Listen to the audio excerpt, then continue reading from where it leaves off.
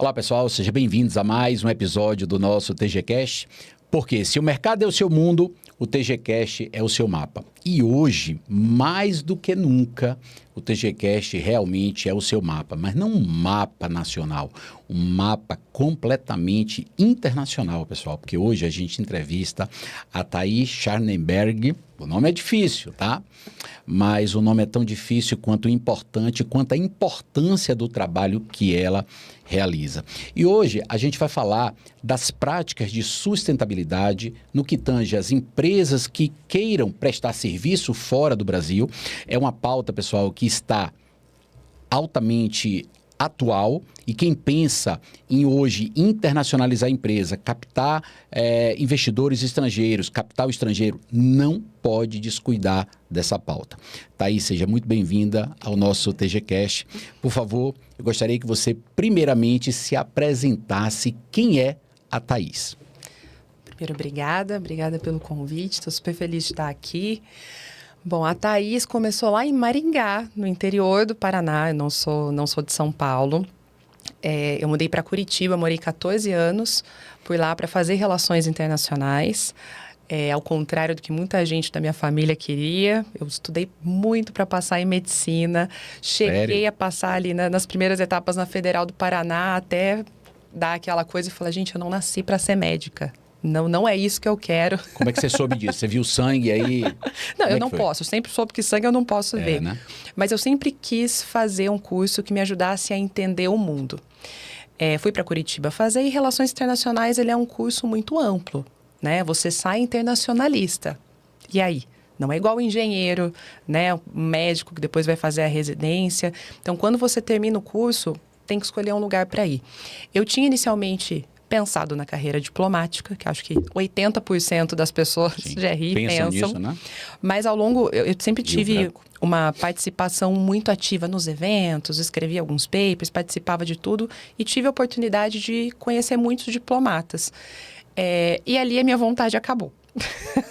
Sério? Por incrível que pareça. Porque o modo de vida... É o modo de vida. Eu acho que é a primeira coisa. Eu conheço diplomatas incríveis, que eu sou muito fã. Assim, tenho uma admiração muito grande. Mas quando você entra na carreira diplomática, você tem uma capacidade de fazer impacto, mas dentro de uma estrutura de governo. E a minha vontade com relações internacionais era impacto, mas de uma maneira realmente com mais liberdade. É isso.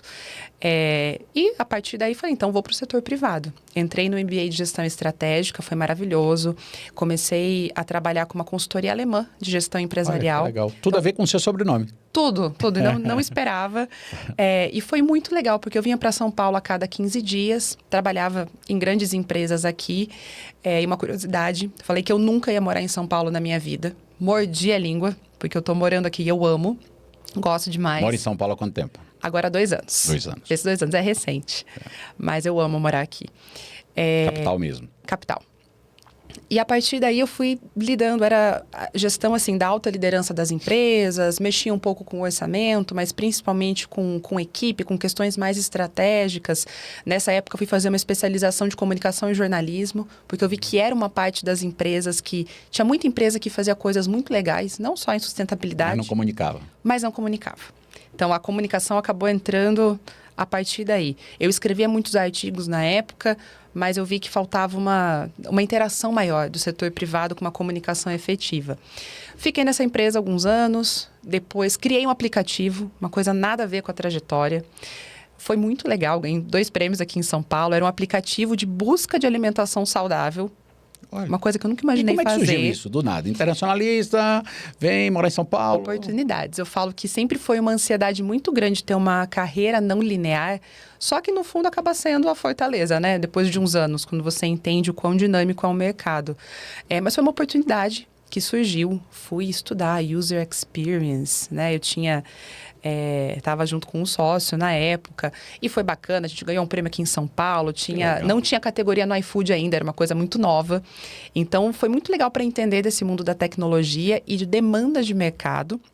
E a partir dele, eu me conectei muito com o Google Business Group lá de Curitiba e entrei em uma escola de economia criativa. E fiquei trabalhando nessa escola por quase 9 anos. Então, foi um período que eu também aprendi muito. Era uma escola que tinha cinema, moda, fotografia. A gente fazia muitos eventos, tinha uma conexão com mercados muito amplos. E nessa época, ali próximo da pandemia, com aquela inquietação de é muito legal, a escola é incrível, mas não, eu não estou fazendo o que eu queria fazer.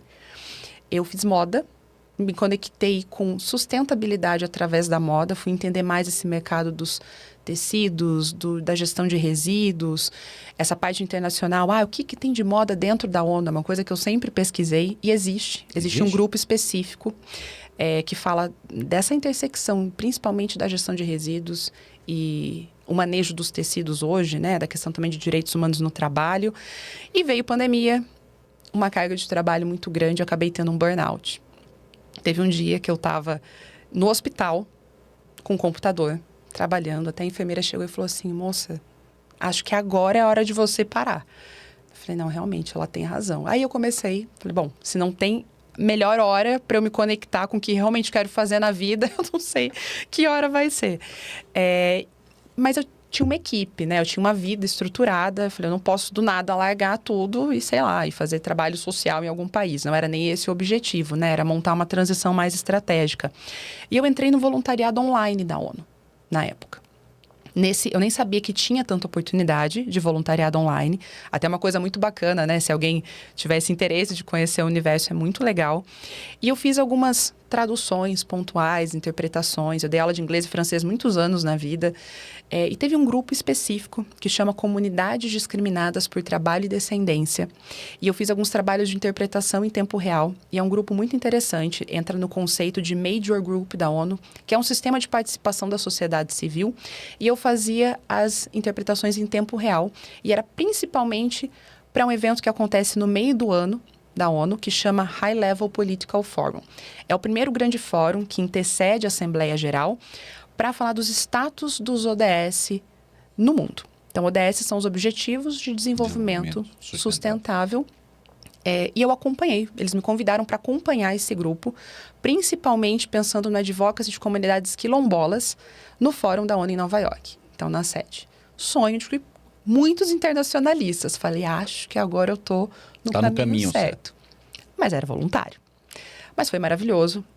Participei de muitas reuniões. Eu falo que a pergunta que mais me fazem nas palestras que eu dou hoje é: a ONU não serve para nada. O que a ONU está fazendo? Ela não para nenhuma guerra. Mas foi ali naquele momento que eu consegui entender. A ONU ela é o grande ambiente de discussão do mundo. Se não tivesse ali, seria onde? Um ambiente de uma neutralidade, claro que até certo ponto, mas uma neutralidade de discurso, onde você consegue ver na mesa sociedade civil, delegação dos países, setor privado, entendendo as causas um do outro para gerar efetivamente uma solução. Então, tem muita coisa que acontece no âmbito da ONU e das diversas agências, né? Porque a ONU não é uma coisa só. Ela é formada por muitas agências, que são parcerias intersetoriais que muita gente não vê. E aquilo me chamou muito a atenção. E esse fórum é maravilhoso, a gente pode até falar um pouco dele depois, mas todos os anos tem ODSs específicos, foco daquele ano. Certo. O primeiro ano que eu fui foi da água. Então, tinha empresa de saneamento, tinha representantes de comunidades ribeirinhas, quilombolas, indígenas, tinha os países da Europa muito interessados no que estava acontecendo aqui. Então, foi muito, muito bacana ver tudo isso acontecer. E voltando para Curitiba, eu vi que eu queria um pouquinho a mais do que estava acontecendo e fiquei na dúvida se mudaria para Brasília ou São Paulo. Optei em vir para cá. Por que Brasília? Brasília, porque tem esse cenário da sustentabilidade, da discussão de políticas públicas muito aflorado, né? A gente está falando da capital, mas é uma discussão que eu acho que ainda não teria tamanha liberdade que eu tenho em São Paulo. Por isso eu optei em vir para cá. E vindo para São Paulo, abri uma consultoria de sustentabilidade e entrei no mestrado de políticas públicas, muito pela experiência da ONU. Falei, legal. Eu tenho uma experiência de setor privado, só que para a gente fazer projetos maiores e mais estrategicamente para impacto de sociedade, tem que ter um olhar para o público, tem que ter uma conexão com o público. E vou voltar só um pouquinho, porque isso interessa quando você falou de internacionalistas, né? E aí, uma fala que me chamou muita atenção e eu formei internacionalista, e relações internacionais. O que eu faço agora, tá? Fala um pouco desse momento, como é que você se sentiu quando você formou? Inclusive porque eu tenho certeza que você é modelo aí para muita gente que inclusive está entrando nessa área agora, né? E que de repente está até saindo. Eu costumo sempre dizer que quando a gente sai da universidade é como se a gente tivesse cortado aquele cordão umbilical que alimentava a gente, né? E aí como corta esse cordão umbilical, a gente passa a respirar sozinho, tá? Que ar eu tenho que respirar? Como eu tenho que fazer? Para que lado, né? Para que lado eu vou? Então, conta um pouquinho como é que você se sentiu nesse momento quando você se formou. Olha, quando eu me formei, eu tinha certeza do curso que eu queria fazer. Eu nunca tive um arrependimento, mas eu sabia que a partir dali eu ia ter que escolher justamente que ar que eu ia respirar. Hoje eu dou mentoria de carreira. É uma coisa que eu faço já há uns 6, 7 anos, mas esse ano a procura foi muito grande de pessoas dessa área. E até mesmo do direito, que querem entrar num viés mais internacional e não tem muita ideia do que pode fazer. Você sente que o pessoal está meio perdido? Assim, isso, levando em consideração o momento em que você formou, para você estar olhando, você e seus colegas, quando formaram, para estar olhando essa juventude hoje, o pessoal que está saindo da faculdade, você sente que o pessoal hoje está meio perdido? Eu acho que sim, não sei se mais. Talvez perdidos na mesma medida, mas a diferença eu me formei em 2011, 2012, então já faz um tempinho. Sim. A abertura, a possibilidade de encontrar as ofertas do mercado, elas não eram nem de perto como são agora. Então, hoje você abre um LinkedIn, você consegue encontrar organizações internacionais com viés ambiental, com ESG dentro das empresas, porque existe uma conexão muito direta em quem faz RI com o ESG das empresas hoje. Então, hoje a gente tem muita oferta. Eu acho que hoje é um se sentir perdido após a faculdade, muito no sentido de não saber para onde ir, porque existem muitas opções.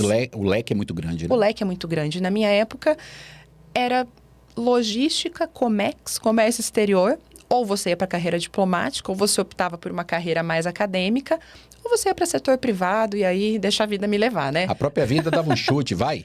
Exatamente, tanto que eu fui indo para muitos lados, né? Até chegar nesse momento agora e poder olhar para um cenário internacional de empregabilidade e falar, tem possibilidades aqui.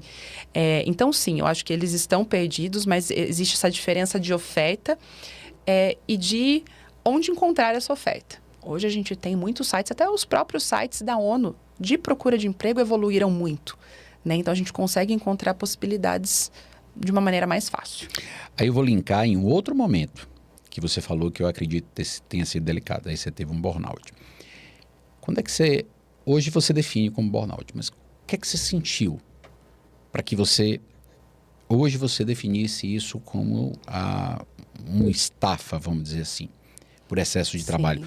O que é que você começou a sentir que houve diferença no seu corpo? Primeiro que, para mim, nunca aquilo era um burnout.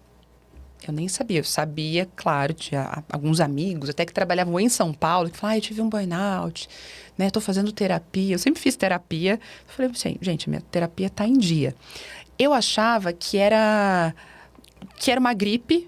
Aí depois eu achava que não era mais uma gripe, porque eu não tinha sintomas, né, de nariz escorrendo nem nada, mas era um cansaço físico muito grande, era uma estafa mental, só que eu comecei a perceber que ele estava indo para além do cansaço.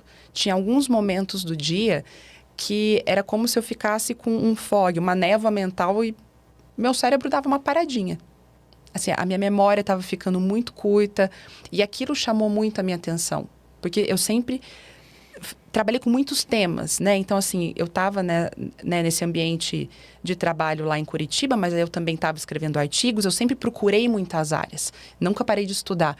Então, acho que a ansiedade, né, as demandas do dia a dia, que eram muitas. Teve um momento de vida pessoal muito complicado. E mais essa ansiedade de para onde eu vou, porque eu sinto que eu preciso estar num lugar que eu não estou ainda, juntou tudo isso. Mas era uma sensação de cansaço muito intenso, mas o que me chamou a atenção foi quando eu comecei a ter esses pequenos lapsos de memória e me senti cansada de uma maneira muito, muito extrema, assim, um sono constante. E o dia que eu fui, justamente, né, pro hospital, eu tive um pequeno desmaio. Então, é o cérebro dando uma desligada, falando, nossa, realmente você tem que parar. Aí, O médico que me atendeu falou assim, você está com burnout. Vou te contar que tudo isso que você está sentindo não é gripe, não é virose, é um burnout. Então, você vai ter que desacelerar. Eu imagino que isso aconteça de forma representativa, diferenciada para cada um, né? De repente esse burnout em mim, de repente ele apresente um determinado sintoma para você ou outro, mas tudo culmina com estafa, né?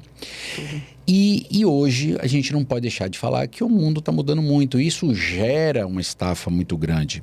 E aí entrando nessa nosso assunto desse planejamento, vamos dizer assim, internacional para os nossos amigos, quem está nos ouvindo agora, aquele empresário que pensa em internacionalizar, captar recursos estrangeiros. A gente sabe que o mundo está mudando e essa agenda global, estratégica, sustentável, ela deixou de ser uma previsão e passou a ser uma realidade. Em que momento isso aconteceu e em que momento hoje você enxerga como nós estamos, Thaís? Pensando em ter o olhar para o internacional, essa preocupação. Eu vejo que as empresas hoje, a gente vive de tendências, né? Às vezes a gente nem percebe. Então, na nossa vida pessoal, né? Desde as roupas, o que a gente come, a gente sempre tem uma moda nova. No setor empresarial não é diferente. A gente tem uma tendência de gestão, a gente tem uma tendência de liderança e a gente tem tendências dentro de cada setor do mercado. Se a gente for trazer para o mundo da sustentabilidade um pouquinho, a gente vê ali ESG sendo o conceito, né, de ESG sendo criado em 2004 e gerando muitas tendências que vão impactar a internacionalização.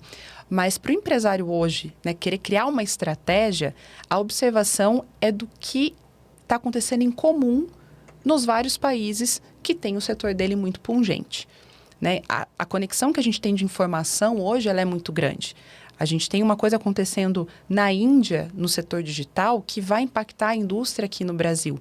Então, é importante ter esse olhar muito holístico para entender quais são os setores e os subsetores conectados ao negócio, o que está acontecendo neles nos países que têm uma proeminência, né, no setor em questão. Mas quando você fala olhar para um país específico que você utilizou a palavra pungente, na área dele, né, do empresário em si.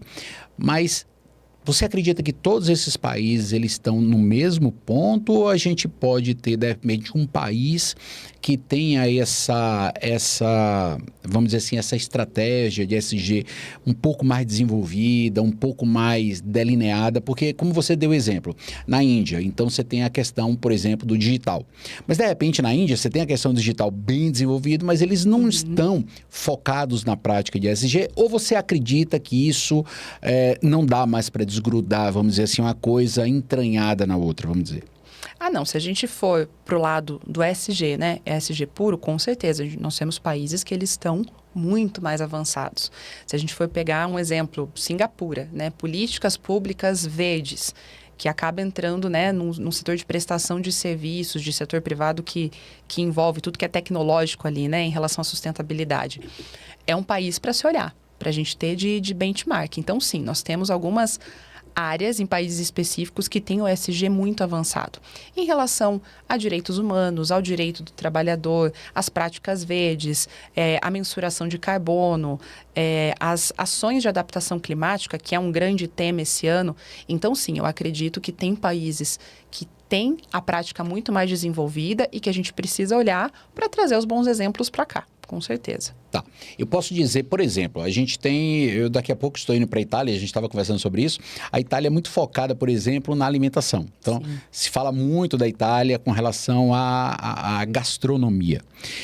Seria um viés ideal se eu vou pensar numa questão gastronômica, pensar num viés, por exemplo, na Itália? A Itália seria um desses países com desenvolvimento de práticas de sustentabilidade grande ou não? Não tem nada a ver uma coisa com a outra. Eu acho que usar um bom exemplo é sempre muito válido. Mas o que pega nisso é o consumidor. O nosso consumidor não é exatamente o consumidor da Itália. Ele vai ter outras preferências, ele vai ter outro padrão de consumo, de frequência. Então, a gente sempre vai ter que adaptar. Isso é uma coisa também que eu sempre falo na consultoria para montar as estratégias de ESG e até mesmo as estratégias de comunicação. Quando tem, por exemplo, uma empresa maior que tem uma sede na Europa e tem outras, né, filiais aqui no Brasil. O padrão de consumo é diferente, a comunicação vai ser diferente também e a gente vai ter que adaptar toda e qualquer estratégia, até mesmo de insumos. Se a gente falar do setor agro, né, a gente tem um padrão de consumo e de insumos de diferentes. Criação do próprio gado, né, a forma. Exatamente. Até mesmo do que a gente pode usar numa lavoura ou não, né? Então, eu acho que para o empresário, ele tem que estar sempre muito atento e muito atualizado, porque é um setor que está com novidade, né, a todo momento, mas nunca esquecer de adaptar, porque a gente tem uma realidade diferente. Não dá para pegar aquele modelo pronto e trazer para cá, porque não vai conversar, né, com o cliente. E quando chega um cliente para fazer uma consultoria contigo, supondo que ele chegou e ele quer internacionalizar a empresa dele, dá um exemplo qualquer. Quais são as primeiras preocupações que você tem com esse cliente? Com esse cliente é entender a capacidade produtiva e o porquê da internacionalização. Né? Eu quero atingir novos mercados, tem que montar uma estratégia ao longo do tempo muito bem determinada. Né? Tem alguns parceiros que eles querem ir para um país, para uma região muito específica e ficar por lá. Tem outros que eles querem uma internacionalização que varia até mesmo de continente. Então, no primeiro momento, é entender a capacidade, se ele tem uma capacidade de aumento dessa produção, tem noção do que vai ser necessário e para onde ele quer ir. Né? A internacionalização ela pode ser para um país vizinho, como ela pode ser, né, ter uma estratégia muito, muito maior. Então, o primeiro passo é ter essa clareza. Por que eu quero internacionalizar? Eu vou ter capacidade, o que eu vou precisar de financiamento, de pessoal, de compreensão. E essa parte da compreensão, acho que eu colocaria no top 1. É o ponto-chave, né? Você entende o lugar que você quer ir? Né? O padrão de consumo não é só começar a vender um produto. Você tem que entender tudo, como vai ser recebido, qual é a família que vai consumir, se for o caso, o viés o padrão, né, de constância do teu consumo, porque realmente é muito diferente, as pessoas têm mentalidades muito diferentes. Eu vejo às vezes também, você falou nisso, chegam alguns clientes pra gente, olha, eu quero saber tributariamente falando, como para abrir uma empresa em Portugal, na Itália, nos Estados Unidos, qual é o tipo de empresa tributária que eu sigo para pagar menos impostos, mas eu sinto as pessoas pouco preocupadas com primeiro o estudo do mercado. Porque isso primeiro ele vai, obviamente, falar muito do que a gente vai escolher como estratégia tributária, acredito, né? O tamanho, como vai crescer. A parte tributária é super importante para você fazer o arcabouço desde o início, né? De uma maneira correta. E para os nossos amigos empresários que estão nos ouvindo, vamos imaginar que esse empresário ele quer captar um valor de um investidor estrangeiro. A gente sabe que o investidor estrangeiro ele não está só preocupado com lucro, ele está preocupado também com sustentabilidade. Como criar isso para demonstrar que é uma empresa que deve ser investida, que os empresários, né, europeus, norte-americanos, enfim, eles devem olhar com bons olhos para essa empresa. O que é que o empresário deve se preocupar? Bom, primeiro é entender que isso não é moda. ESG e sustentabilidade, ela é uma questão de mercado. E chegou para ficar, né? É uma preocupação de investimento, chegou para ficar. E tem muita gente que pensa que são só as grandes empresas que estão com capital aberto na bolsa, que vão ter que colocar seus relatórios, mas isso acaba entrando em toda a cadeia que envolve aquela empresa. A sustentabilidade tem que passar pelos fornecedores, pelos parceiros, então, portanto, pelas empresas de médio e pequeno porte também. Para você conseguir entrar no mercado europeu, por exemplo, né, ter um produto, não tem como você não olhar para a sustentabilidade.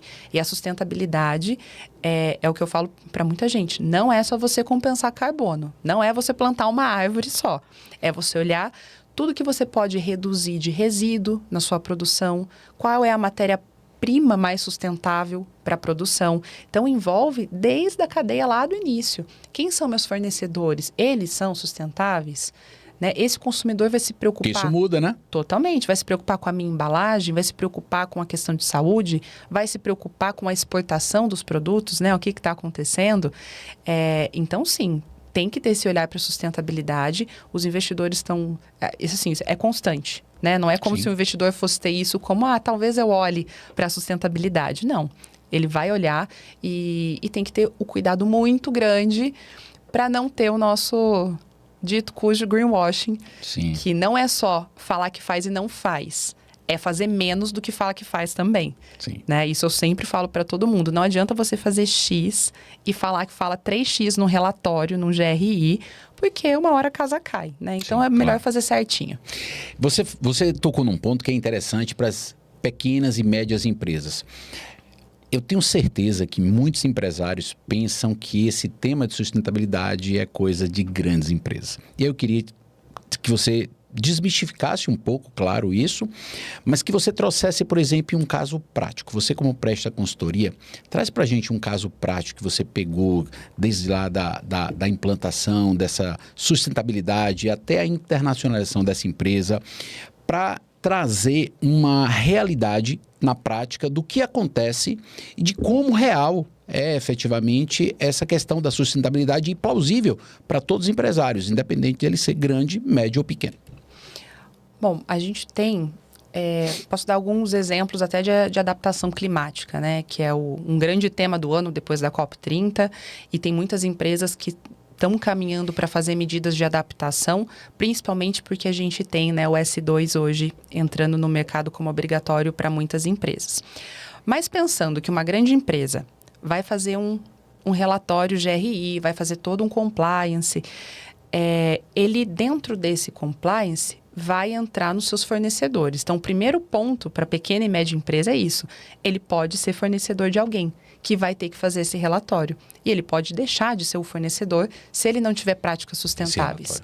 Então, um caso, né, um dos mais recentes que eu tenho é justamente esse, que era uma indústria, precisava de um componente para essa indústria, ela estava sendo comprada por uma outra marca e para essa outra marca realizar a compra, ali a fusão, precisava ter os fornecedores todos muito bem mapeados. E nesse mapeamento, eles falaram, não, mas esse fornecedor ele não tem a menor preocupação. E era uma peça. Não tem a menor preocupação de produção. Tem um desperdício de água imenso. Está num lugar que é super suscetível à enchente. Porque hoje tem esse risco também. E se ele para de te fornecer? Em quanto tempo você vai encontrar o outro fornecedor para a tua produção não parar? Então, às vezes, isso não está automático na cabeça. Essa conta ainda não é automática. E, realmente, esse fornecedor ele perdeu espaço. Eles acabaram trocando por outro que tinha uma estratégia melhor, tinha até uma estratégia de contingência para mudanças climáticas. Uma prevenção, né? Uma prevenção. E acabou sendo trocado dentro da indústria, né? E isso vai em tudo. Esse fornecedor também, ele ou produz a peça, então ele compra a matéria-prima, ou ele importa de algum outro lugar. E essa pessoa que ele importa também tem um plano de contingência, então a gente vai até o final da cadeia. Então, você tem que, pequeno, médio empresário que quer entrar nesse, vamos dizer assim, nessa questão da sustentabilidade, de fornecer para grandes empresas, de internacionalizar seu mercado, ele tem que observar desde o produtor daquele insumo até o processo de exportação. E a gente tem uma outra questão, né? Não só pensando nessa parte mais prática, né, de produção, mas se a gente pensa até em serviços, a gente tem um mercado, tem um consumidor mais exigente. A gente tem as gerações mais novas realmente escolhendo por marcas mais sustentáveis, né? Desde a questão do meio ambiente, mas também para a questão social, com um olhar social muito grande. Então, é uma observação para o pequeno e médio empresário de análise de mercado. Né? Quem é o meu consumidor e quem é o meu consumidor daqui 5, 10, 15 anos. Porque eu vou ter que construir uma reputação até lá. Então, passa também por essa questão de entendimento de quem eu quero atingir e o tamanho desse público. E uma outra questão, quem eu vou contratar para trabalhar. Porque tem muito empresário que não conta com isso e tem muita dificuldade com mão de obra hoje. Hoje a gente tem um turnover muito grande, né, do pessoal mais jovem. Sim.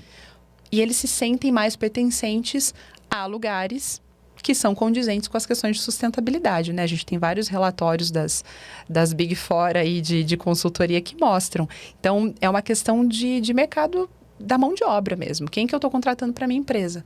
Eu vou te perguntar uma coisa, não está no nosso tema, mas você falou, eu me lembrei.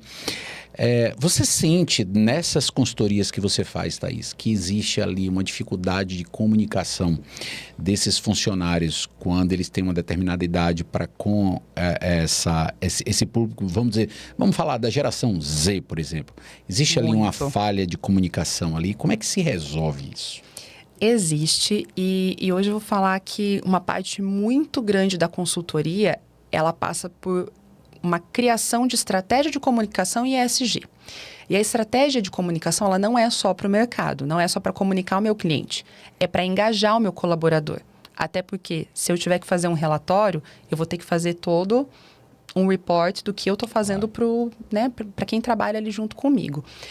E tem uma questão geracional acontecendo, tem uma questão de entendimento da direção das empresas, do quão importante é ter as ações de sustentabilidade, de responsabilidade social corporativa, para engajar esses colaboradores nas ações.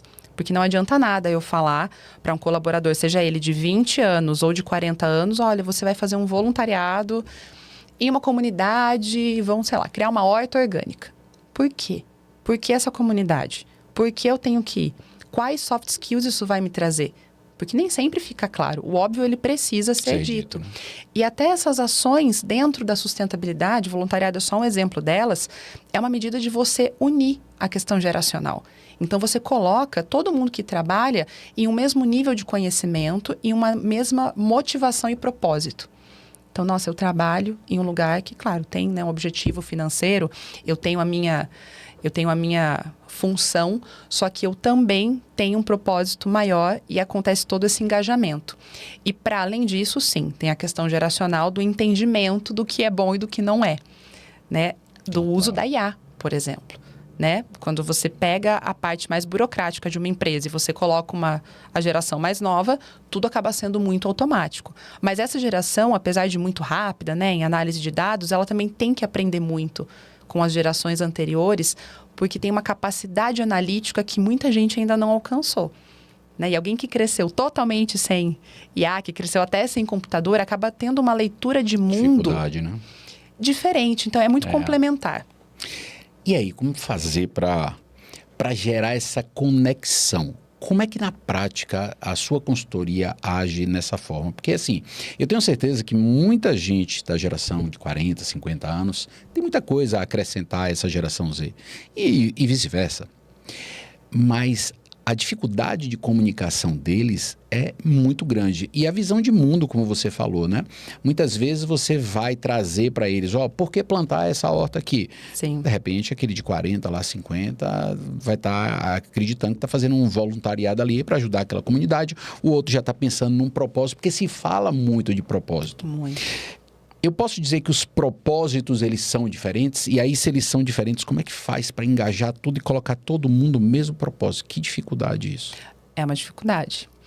Uma coisa que funciona muito bem é uma pesquisa prévia nas empresas para entender o que os colaboradores entendem como mais importante. Porque a gente tem muitas causas para abraçar. A gente pode pegar os próprios ODS, a gente tem 17 objetivos, tem 169 metas. E ali a gente consegue ver, tem questões ambientais, tem erradicação da fome, tem a infraestrutura das cidades. Então, para uma empresa escolher um tema para ela atuar e fazer esse engajamento, o ideal é que primeiro ela entenda o que é importante para as pessoas. Não adianta ela falar que vai cuidar da horta se todo mundo tem uma preocupação com saúde infantil. Pode ser. Então, o ideal é uma pesquisa prévia, entender o que é mais comum a todos e montar um projeto multidisciplinar que passe não só pela ação em si, mas por um processo de letramento, de engajamento. Esse é o momento... Para que eles opinem, né? Isso. Porque esse é um momento que acontece uma conexão muito bacana. Quando você coloca, por exemplo, numa sala, todo mundo ali de idades muito diferentes, eles vão aprender sobre a conexão ESG-ODS. Muitas vezes eles estão todos em um nível de letramento muito básico nisso. Aí gera conexão. Fala, nossa, eu achei que você já soubesse. Pô, a tua geração não sabe isso, porque a minha tudo bem não saber, mas a sua também não sabe. E a partir dali que você vai criando um engajamento e um processo educacional em conjunto, que cria muita conexão. Ou seja, naquele momento eles percebem que podem estar no mesmo plano, né? É isso. Existem situações na prática, Thaís, que de repente... por objetivos diferentes. A empresa coloca ali como um ODS, vou colocar 2 pilares de ODS, para contemplar todos, ou isso não é bem-vindo, ou isso não é factível do ponto de vista prático. Vamos lá. Sustentabilidade do ponto de vista de clima, sustentabilidade do ponto de vista de fome. Um exemplo. Dá para fazer os 2? Dá para fazer. O que não dá é querer atingir os 17 ao mesmo tempo. Eu assessoro um processo de certificação socioambiental do Instituto Selo Social. Eu nem sei se eu posso falar o nome aqui, depois corta qualquer coisa. Mas o Instituto Selo Social, ele é a maior certificadora de iniciativas socioambientais hoje. Então, ele certifica cidades e ele certifica também ONGs, organizações e empresas. E quando a gente vê o impacto que vai ser causado, esse impacto ele tem que ter endereço. Eu não consigo, com uma ação, pegar o ODS 10 da desigualdade, o 13 da mudança climática, o 6 do saneamento e o da erradicação da fome. Não tem como. Então, eu preciso ter algo muito certo. Mas nada impede a empresa, a organização, de trabalhar, sim, mudanças climáticas e trabalhar, sim, a questão de saúde. Então, a ideia é como você complementar esses objetivos, o que eu consigo com uma ação mais holística, atingir mais pessoas. Mas dá para ter mais de um, com certeza. O que não dá é para ter todos. O que esse momento nosso que a gente vive geopolítico influencia nesse tema de sustentabilidade? E como estão se comportando os países dentro dessa conjuntura geopolítica? Isso impacta tudo, porque impacta para onde as empresas e a sociedade vai olhar. Então, a gente tem o meio ambiente sendo grandemente impactado. Total. A guerra impacta o meio ambiente numa medida absurda. A gente tem dinheiro indo para assistência humanitária, um recurso que poderia estar indo para outro lado. Poderia estar indo para um avanço tecnológico, de pesquisa, ou até de ajuda mesmo da comunidade, mas para um avanço. Quando a gente tem essas questões de crise geopolítica, a gente acaba tendo também uma mudança de onde vai a preocupação e de onde vão os recursos. E, querendo ou não, para onde está indo a ESG. A ESG também para de ser uma preocupação de primeiro plano. É aí que está. Porque a gente tem as urgências, né? A gente entra no modo de sobrevivência. Então, é um retrocesso. Toda crise que envolve guerra, ela é um retrocesso de tudo, inclusive dessa consciência coletiva de desenvolvimento sustentável. O que dizer para seus clientes agora, para os nossos clientes, nesse momento de tanta insegurança, né? Você vai sair do Brasil daqui a pouco, né? Tratar do seu mestrado, eu também vou para a Itália, para a Europa, é sempre uma insegurança. Com certeza. O que dizer para o nosso cliente que quer internacionalizar, que quer buscar mercado fora, nesse momento delicado?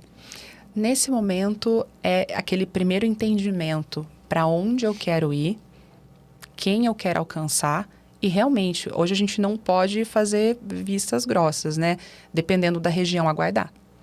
Aguardar para as coisas se estabilizarem. Em relação à logística internacional, a gente tem uma crise acontecendo nessa parte também. Em relação aos insumos, à matéria-prima. Então, é um momento de muita incerteza. A gente não sabe como muita coisa vai ficar. E a gente tem impactos que, às vezes, as pessoas elas não contabilizam. A guerra, ela está influenciando a produção de alimentos no Brasil. Ela influencia o que a gente está trazendo de insumos para poder fazer uma produção. A gente tem cooperativas muito preocupadas com importação e com exportação. Só dando um exemplo da alimentação.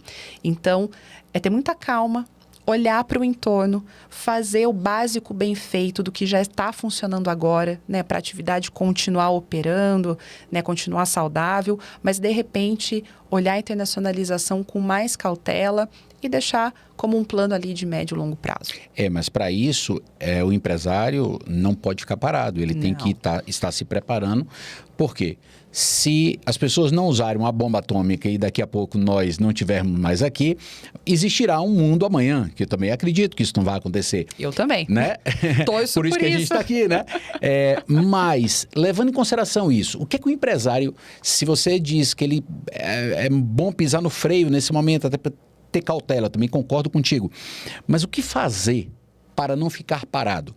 O que fazer nesse momento, que pode ser, inclusive, uma grande saída e uma grande sacada para o nosso amigo empresário. Porque se ele está preparado para internacionalizar seus negócios quando o ambiente geopolítico estiver mais calmo, obviamente ele vai sair na frente. O que fazer nesse momento? E pode ser oportunidade. Claro. A gente pode estar falando de até novas criações tecnológicas, novos serviços acontecendo. Isso também vem de um tempo de crise.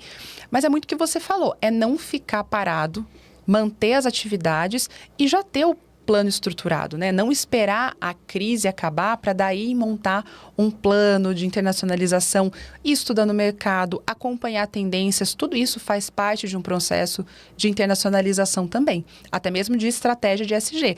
E acompanhando as tendências, acompanhando o mercado, acompanhando o padrão de consumo, entender quais são os gargalos, aonde que essa crise geopolítica está atacando, mais ou não. Até para ter planos de contingência. Né? A gente fala muito desses planos em relação às mudanças climáticas, né? Os planos de adaptação que hoje as empresas precisam realmente começar a fazer. Então, é não ficar parado e não deixar de observar e já montar a estratégia. Para quando tiver abertura, dar continuidade. Seus clientes, não sei se você tem nesse momento algum cliente que seja da área, por exemplo, de energia. Eu imagino que a energia ela seja algo que a gente vai ter aí nos próximos dias, especialistas dizem, né? Que a gente vai ter uma crise talvez aí nunca vista, ou talvez na década lá de 80. O que fazer nesse momento, principalmente as empresas, as indústrias que trabalham e que precisam muito de energia? Que cenário que a gente está hoje e que cenário... Eu sei que é muito difícil perguntar sobre isso. Fazer previsão, né? Porque hoje a gente acorda de um jeito, amanhã bombardeia um outro país e a gente não sabe como vai ficar. Mas o que dizer para o nosso amigo empresário, indústria, que a gente vai ter uma crise energética muito grande? O que fazer nesse momento? A crise energética ela já está acontecendo. Então, ela é uma realidade, né? O que a gente pode pensar é que ela pode se agravar e muito, né? Isso é um fato e o empresário tem que estar preparado para isso. Parece um clichê falar, olhe para as energias renováveis. Mas é isso. A gente tem uma crise acontecendo em torno do petróleo, fora a questão de poluição e toda a parte climática, né, que envolve. Mas é olhar para as energias renováveis com um olhar de inovação. É o que eu falo para muitos dos clientes. O que já existe nessa parte de uma maneira mais inovadora que a gente consiga ir aplicando? Desde o modo de produção, o modo de distribuição. Mais uma vez, é um setor que as mudanças climáticas impactam demais. Então, como que eu já consigo criar os planos para eventos extremos, para não ficar sem energia, né? Porque acabou a energia, impacta a indústria, a vida das pessoas, os hospitais, impacta simplesmente tudo. Então, é um olhar para a inovação, é o que eu falo para muitos deles. Vamos mapear o que tem de inovação no mercado, ter planos, né? Porque não é esperar que o pior aconteça, mas sempre ter um plano e procurar essa renovação. Procurar sempre estar com um olhar de sustentabilidade, de recursos novos, de tecnologia nova para ter essa produção de energia mais limpa, mas também mais sustentável, né? No sentido de perdurar. Quando a gente fala de internacionalização para o nosso amigo empresário, eu me lembro que antigamente, quando a gente falava de processo migratório, ele simplesmente chegava no nosso escritório dizendo, olha, eu quero um tal visto para tal país, para abrir empresa, eu quero reconhecer uma cidadania europeia para ter o direito de liberdade, de ir e vir e tal. Só que o mundo mudou, como a gente já falou. E como é que deve se comportar esse amigo empresário? Na prática, ele está começando agora. Então, ele vai fazer uma nacionalidade europeia, ele vai abrir uma empresa. A primeira preocupação tratando dessa matéria ESG, como é que ele começa? Se eu, como um futuro empresário, chegasse no seu escritório e dissesse, Thaís, eu quero fazer uma internacionalização de uma empresa, eu quero abrir no Brasil, mas eu acredito que tem um mercado muito forte na Europa.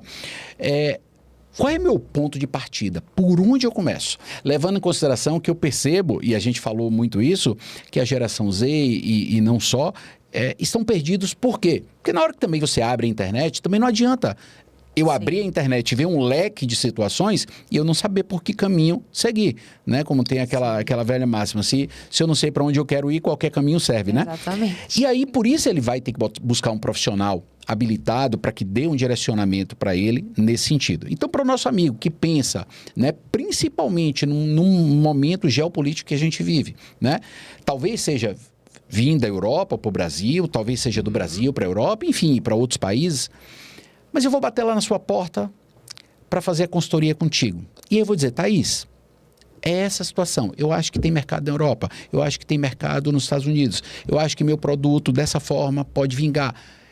Como é que você começaria essa consultoria? Quais são as primeiras perguntas que você me faria? As primeiras perguntas, a primeira de todas, se alguém chega e fala, eu acho que tem mercado. Eu vou perguntar, você acha baseado em quê? Né? Porque achar não é ter certeza, a gente vai ter que ver se realmente existe. A primeira, vamos entender quais são os competidores. Primeira coisa, com quem você vai competir? O ambiente externo, né? Hoje no Brasil você impacta quem? Você impactaria o mesmo rol de pessoas no outro país? Ou, né, de um país vindo para cá? E normalmente essa resposta é não. Normalmente muda o público. Nem que seja um detalhe ou outro, né? Em questão geracional ou o padrão de consumo. Então, o primeiro passo é entender exatamente isso. Quem vai consumir, né? O seu serviço vai ser para quem? Segundo, questão tributária, arcabouço de leis. Né? Como que você faz no país e o que a gente precisa alterar para vir para cá ou para ir para outro ambiente. Aí a gente tem até algumas pessoas que confesso que desistem, dependendo da área, ou que ficam ainda mais animadas. Não, acho que é realmente a minha oportunidade Parece um monstro, de avançar. Né? Parece Quando não é. Fala. Não é. É você destrinchar. Eu tive um mentor muito importante na minha vida que ele falava, você precisa fatiar a situação. Exato. É isso. Porque inteiro parece muito grande, né? Parece inacessível.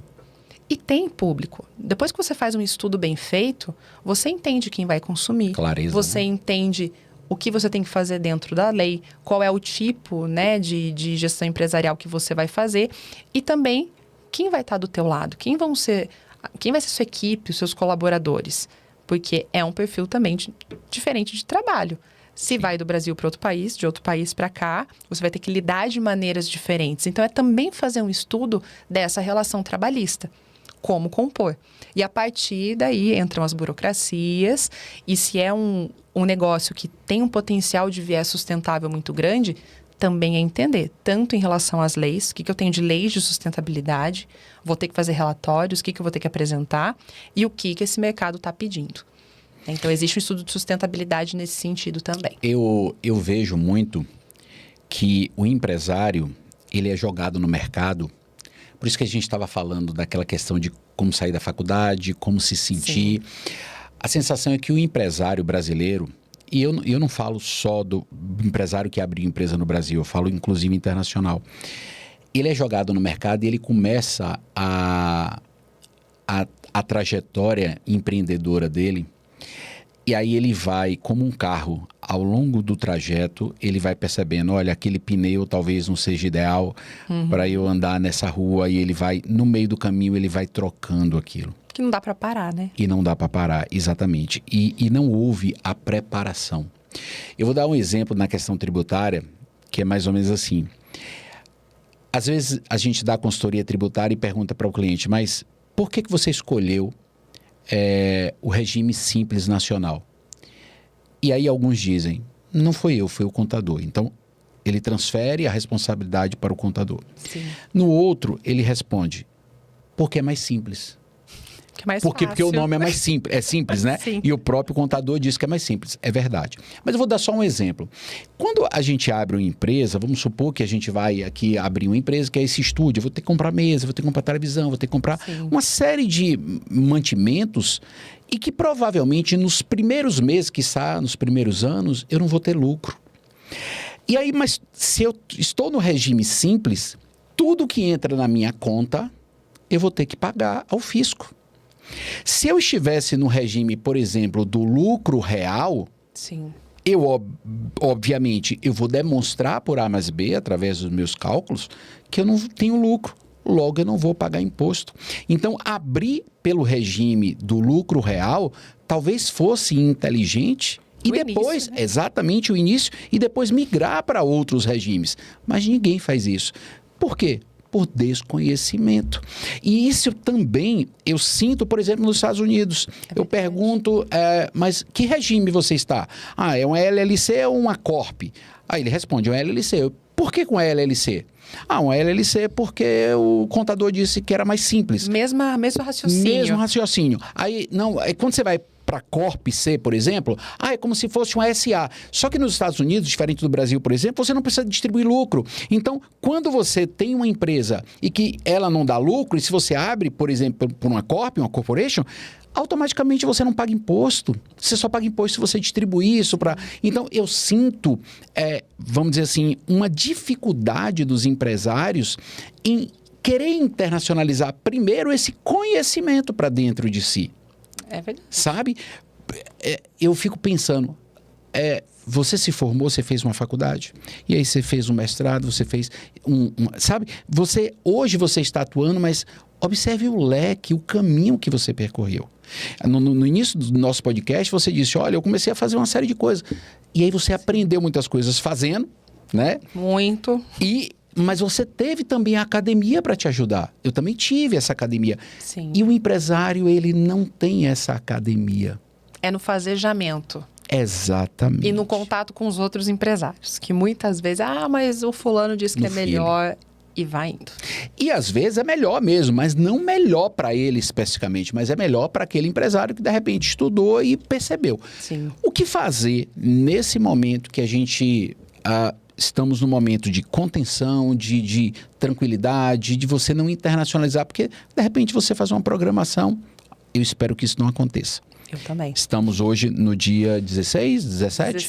17 de março. Estamos gravando esse podcast. Eu espero que isso não aconteça. Que essa guerra, de repente, envolva a Europa, tá?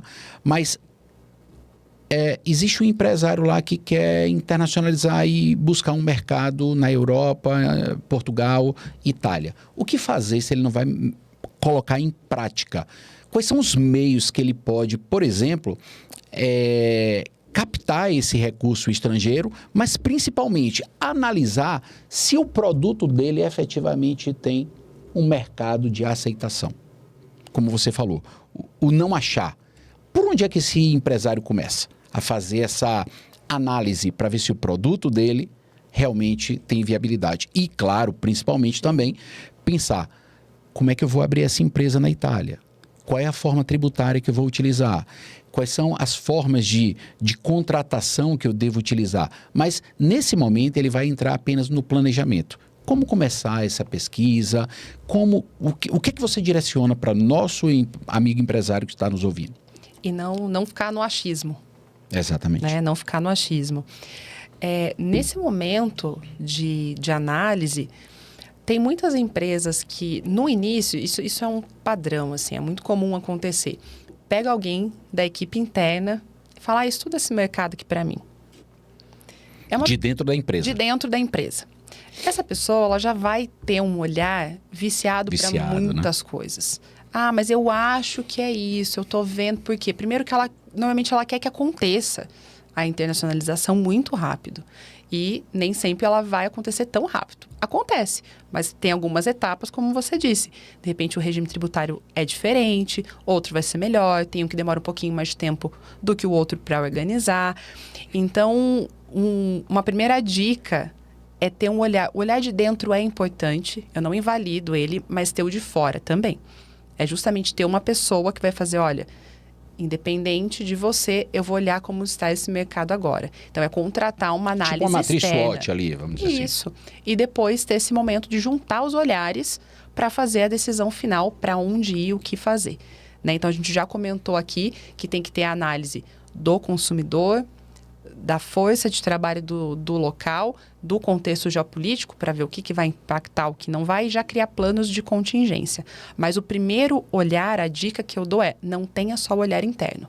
Faça esse olhar a partir de 2 vieses, né? Pelo menos, para poder tomar as decisões e fazer justamente o que você falou. Às vezes eu tenho um companheiro que usou, né, determinado arcabouço tributário e foi super bem. Para mim pode não ser o ideal. Exatamente. Né? Para o lugar que eu quero ir pode não ser o ideal. A gente tem nuances dentro do mesmo território.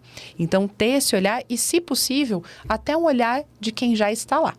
né? Fazer uma pesquisa de campo. Você que está na prática internacional, quais são os principais erros? Defina aí, de repente, 3 principais erros que você vê na grande maioria do nosso amigo empresário que chega para você na prática. Pensando em ESG ou na internacionalização em si? Internacionalização, tudo. ESG, tudo. Primeiro, é uma coisa difícil de conter, eu sei, mas é a ansiedade. Eu quero para ontem. Se a gente for falar de ESG, às vezes vem alguém e fala assim, não, eu preciso me colocar como uma pessoa que produz, que faz sustentável para ontem, sendo que ele nunca fez nada. Não sabe nem para onde vai, nem sabe como fazer. Não. E é uma construção. É a construção da narrativa, é a construção de todo o meio produtivo, né? Se for o caso, é uma construção que leva um tempo. Não leva muito tempo, mas leva um tempo. Então, é uma construção e uma conscientização de quem está com ele também. Então, acho que essa ansiedade é a primeira coisa. O segundo momento é você não estudar direito o teu mercado.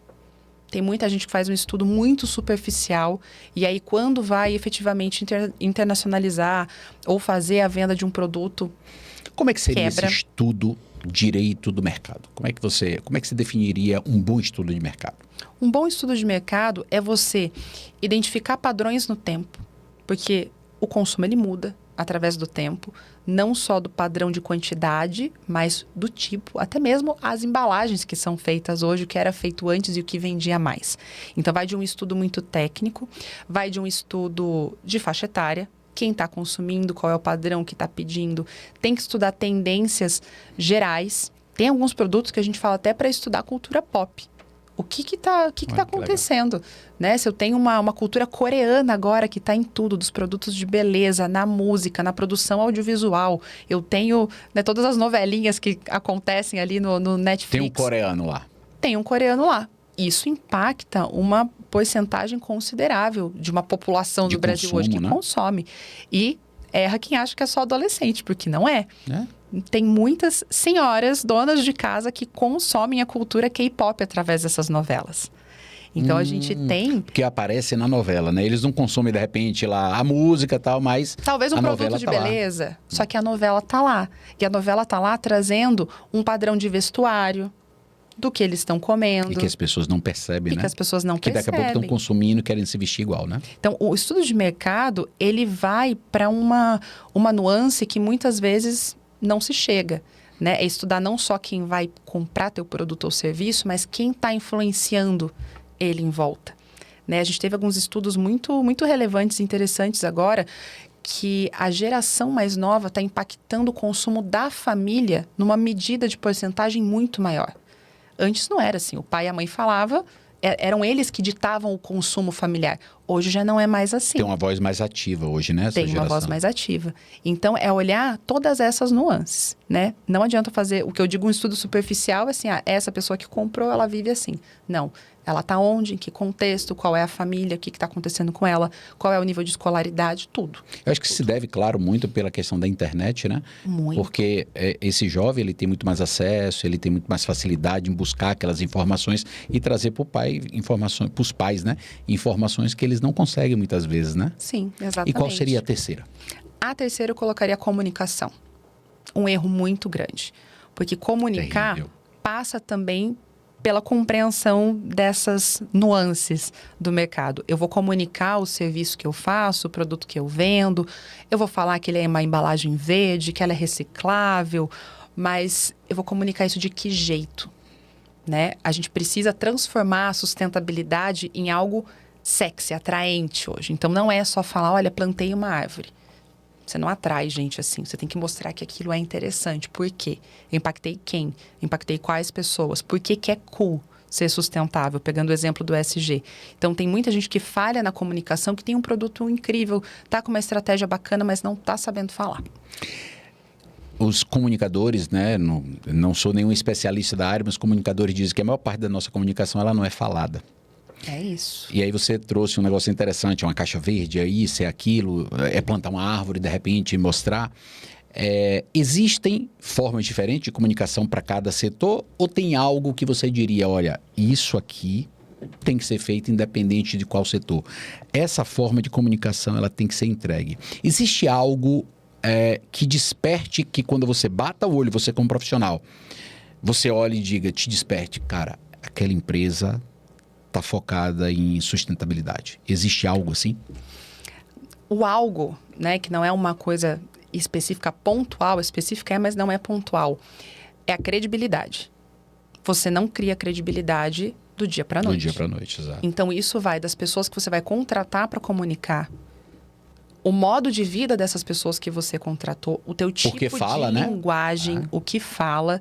Então, o que me faz olhar para um produto ou serviço e falar, não, esse aqui sabe o que está fazendo, é a credibilidade. O que ele já fez antes? Por isso que eu falo que é uma construção de narrativa.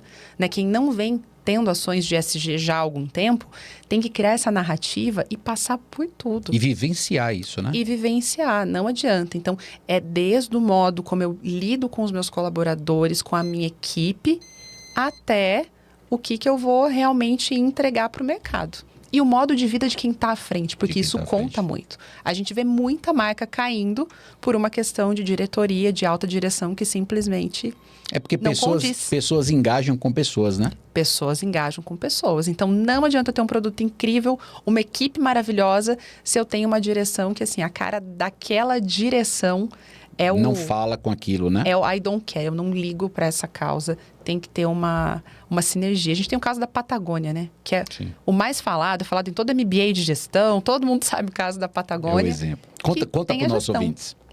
A gente tem na Patagônia um criador, uma gestão que desde o início foi muito preocupada com não só com a produção, mas com tudo que estava em volta, né? Com o meio ambiente como um todo. A gente tem projeto de logística reversa incrível, né? De cuidar dos materiais, cuidar das roupas, né? De tudo que eles vendem. E é isso, é uma marca que ela nasceu com um viés sustentável desde o iniciozinho. Mas isso não é para deixar triste. Tem empresa que não começou com esse viés, não mas precisa ter começado, né? Não, a gente pode alcançar. É só ter esse cuidado de criar a narrativa certa e realmente fazer o que fala. E agora a última pergunta. As empresas estão preocupadas mais com a sustentabilidade, efetivamente fazendo mais ou comunicando mais? Ou nenhuma das coisas, das duas opções? O que você acha? Quando você quando você analisa o mercado como um todo, o que é que você vê? A pessoa comunica muito, que faz muito, o exemplo que você deu, estou fazendo 3x, mas na verdade não faz 3x, faz x. Ou ela, de repente, ela faz 3x, mas comunica x? Eu acho que tem um aumento do fazer realmente. Isso é uma coisa muito legal, porque mudou o padrão de consumo. A gente tem uma porcentagem grande pedindo por isso, para consumir, né? Então, nem é porque empresas são boazinhas, né? A gente não entra nessa questão, é porque mudou um padrão de consumo e a gente tem que se adaptar. Tem que acompanhar. E que bom que esse padrão está sendo para o lado sustentável. Então, eu vejo que sim, estão fazendo mais. Com a explosão do termo greenwashing, as pessoas entendendo o que é isso, eu acho que deu uma diminuída, sim, no fazer, no não fazer e falar que faz. Então, acho que teve uma diminuidinha, mas claro, tem gente que ainda entra nesse viés, principalmente quando é algo muito técnico, que não vão procurar o que está acontecendo. Mas eu vejo um aumento da preocupação. E eu espero que esse aumento aconteça cada vez mais. Continue, né? É. E nosso ambiente e a nossa sociedade como um todo, né? Não só brasileira, do mundo inteiro, agradece. Nossa, Thaís, que papo legal. Como esse tema é atual, importante, e as pessoas têm de levar isso em consideração, não só nosso amigo empresário, mas também a população que consome, buscar essas empresas que estão efetivamente preocupadas com essa questão da sustentabilidade, né? Então, eu gostaria que você deixasse aí suas redes sociais, onde é que o pessoal te encontra, quer contratar sua consultoria, onde é que o pessoal te vê? Eu sei que agora você já disse que está em São Paulo. Deixa aí suas redes sociais aí para o pessoal te encontrar. Ah, legal, gente. Então, no Instagram é @charftar. Dá para colocar escrito aqui, porque eu sei que não é simples. Vou soletrar. SCHARTH. Charftar. Mas se colocar Thaís Scharf SCH... Já aparece, né? Já vai aparecer. É única. Só vai ter eu lá, até onde eu sei. LinkedIn, Thaís Scharfenberg também. A comunicação acontece muito por lá com as empresas, mas pelo Instagram a troca é muito bacana também. Eu comecei no Instagram não faz muito tempo, uns 2 anos e meio, muito porque o pessoal da ONU me pediu, só que é um ambiente que eu amo trocar. Então, tem desde os estudantes de relações internacionais pedindo esse direcionamento, até as empresas... Você dá essa consultoria também, né? Dou também, Perfeito. dou mentoria de carreira e as pessoas procurando por essa criação de comunicação em ESG, a própria internacionalização, o posicionamento de mercado, né? Eu escrevo para a revista Exame, sou colunista deles para o tema ESG, então vai ser um prazer. Quem quiser conversar sobre tudo, até sobre a questão geopolítica do mundo, estou totalmente disponível. Maravilha, muito obrigado. E você nos encontra também no Instagram, @tagelaje.adv, @tagelaje. Se encontra também nesse podcast, @TGCast, e também no canal do YouTube, @Tagelaje. Ficamos por aqui com esse episódio. Agradeço muito a participação da Thaís e até a próxima. Um forte abraço a todos. Até, tchau, tchau.